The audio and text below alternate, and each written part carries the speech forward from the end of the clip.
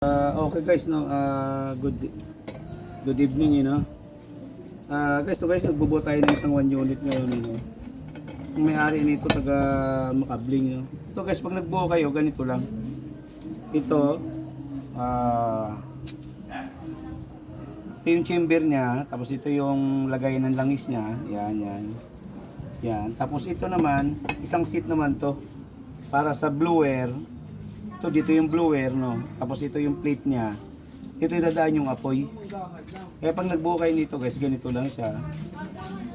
Tapos dapat yung welding nyo, dapat pulido siya. Ayun, Ayan, pulido siya. Tapos yung dito rin, pulido din siya. Yung iba kasi gumagamit na ng thread. Ito yung akin, hindi na ako gumagamit ng thread. Kasi ito fix na talaga to. Fix na talaga siya.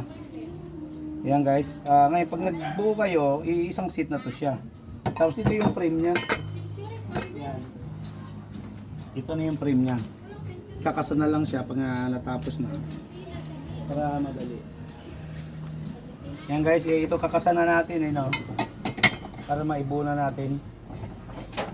Ayan. Ganito siya magbuo. Gagawa kayo ng frame nito. Ito yung gagawin yung frame. Ayan. So guys, ngayon, Waybis ngayon.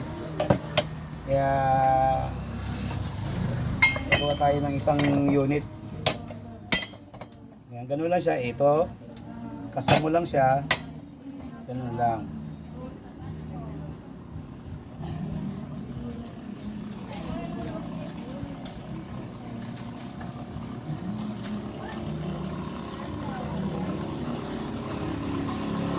Lang guys. Guys, thank you. Okay na.